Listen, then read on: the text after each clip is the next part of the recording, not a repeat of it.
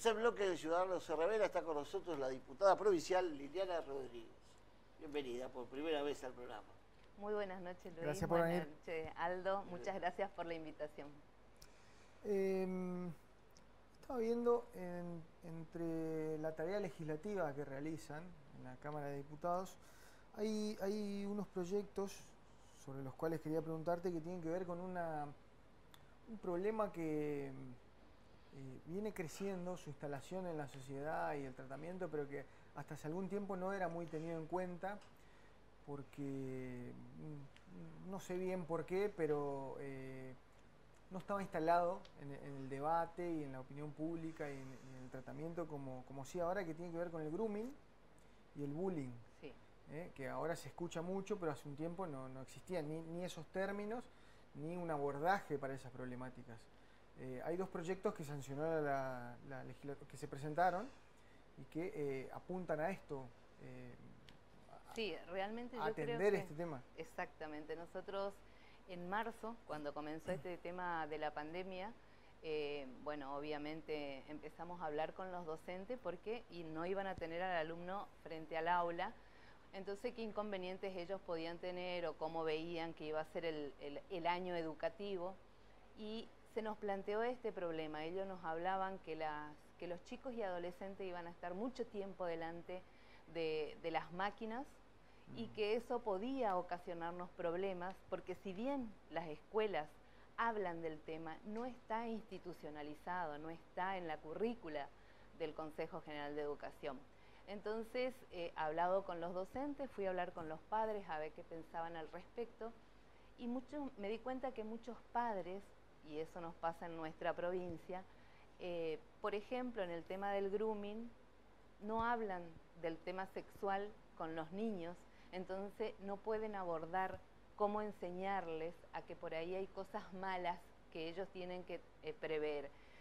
Así que con el equipo decidimos hacer dos presentaciones, presentamos estos dos proyectos, teniendo en cuenta que por ahí en los niños, por ejemplo, que los chicos puedan expresarse y contarle a los docentes a través de juegos, de teatro, qué es lo que ellos hacen con el tema de la tecnología, el buen uso de la tecnología, de la información, de la comunicación, digamos, prevenir, que nuestros chicos, nuestros jóvenes, nuestros adolescentes estén prevenidos de lo que les puede pasar.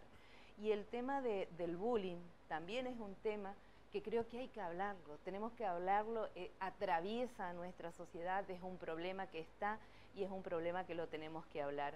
Estos niños que tienen tanto bullying como grooming son personas que sufren de niños o adolescentes, pero llevan eso toda la vida si no son abordados y tratados.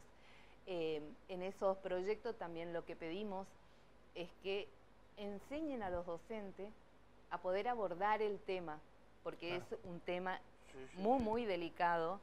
Entonces, desde el Estado, digamos, poder sostener, poder acompañar, poder aconsejar y poder estar en el tema que es un flagelo y que esta tecnología que vino para quedarnos nos sirve de mucho, pero también puede hacer daño a nuestros niños y adolescentes.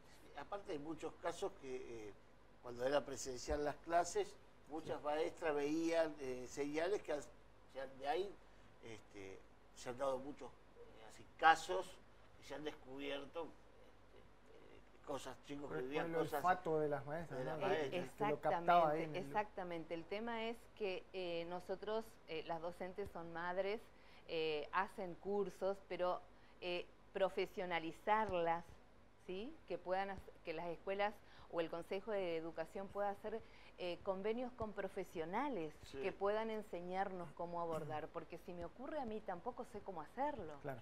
De qué manera tengo que hablar con el niño, de qué manera tengo que hablar con el adolescente para poder descubrir qué es lo que está pasando. Cuando las clases eran presenciales, tuvimos un caso hace muy poco tiempo que un docente lo hacía vía WhatsApp. Entonces, el uso de la tecnología es nuestro problema y yo creo que tenemos que prevenir. Una de las preguntas que me decían, ¿usted va a tratar de cambiar las leyes? Y yo le decía, no, porque si yo soy mamá y le llega a pasar a uno de mis hijos así tenga 100 años de cárcel, para mí va a ser poco. Claro. Lo que tenemos que hacer es abordar el tema, tratar de prevenir de y evitar tratar que de pase. exactamente, y tratar de erradicarlo. Y para poder erradicarlo y para poder prevenir, tenemos que hablarlo en todos los áreas, porque la sociedad está atravesada por este problema. Es algo silencioso que nos ocurre. Y da la sensación que viene acompañado con el crecimiento del uso de la tecnología. Yo tengo una hija de 2 años, Sofía, seguramente está mirando con la mamá, que, y cuento esto porque, y no con mucho orgullo, pero a la hora de almorzar, hay que ponerle el teléfono porque se acostumbró a dibujito. Exactamente, a mirar dibujito y así crecen. Y a los 5 años va a seguir seguramente con ese hábito y a los 10 años ya... o cómo te cuentan en redes sociales, cómo te cuentan los chicos en YouTube, cómo te cuentan eso. Exactamente, un acceso a la información y a las relaciones con gente que algunas veces conoce y otras veces no conoce. Y el tema del grooming es con gente no conocida, que conoce todas las debilidades del niño y adolescente y que los aborda como un amigo, como un par, y se y enganchan lleva con para los otro juegos lado. muchas veces, porque tengo otro hijo de 10 años también, que a veces le pregunto con quién está jugando y está jugando con gente de otros países, de otras provincias, de otros lugares, que uno ve los nombres y juegan en línea y conversan mientras están hablando y en algunos casos se hacen amigos, otros no, pero hay una facilidad de relaciones y una facilidad de información que me parece que no la... No, exactamente. Nosotros no lo podemos atajar, entonces esa es la que nosotros veíamos. Nosotros lo que tenemos que hacer es enseñarle a ellos mismos a poder defenderse. Antes, si estábamos ante la presencia de otro, podíamos decirle cómo defenderse. Detrás de una máquina no sabemos quién está del otro lado. Y también a los padres, ¿no? Sí, porque la maestra tiene que tratar no solo con los chicos, sino con los padres también para que... Exactamente. Yo creo que es un trabajo en conjunto de toda la sociedad. Porque a veces los chicos no los cuentan a los padres, le cuentan a un tío o a un primo o a alguien, y que todos podamos, digamos, abordar el tema. El docente lo que puede hacer es desde el Estado, digamos, tratar de ver y abordar. Pero es algo que tenemos que aprender todos y me parece que ahora que estamos frente a todo este tema cibernético, podemos hacerlo, porque los papás ahora estudian a través de una computadora con los niños. Entonces podemos abordar estos temas para que los padres se den cuenta y para que los niños y los adolescentes se den cuenta de qué es lo que está pasando del otro lado, ¿no? Liliana, ¿cuál es tu visión de la cuarentena y tu posición o tu opinión sobre aquellos que se manifiestan anti-cuarentena? Bueno, creo que Misiones, la verdad que el gobernador de la provincia ha hecho muy bien en tomar las medidas necesarias a tiempo. Creo que por eso lamentablemente tenemos que hablar de 2 víctimas nomás, pero me parece que fue muy a tiempo. Fuimos la primera provincia en entrar en cuarentena, a pesar de que aconsejaban no hacerlo así.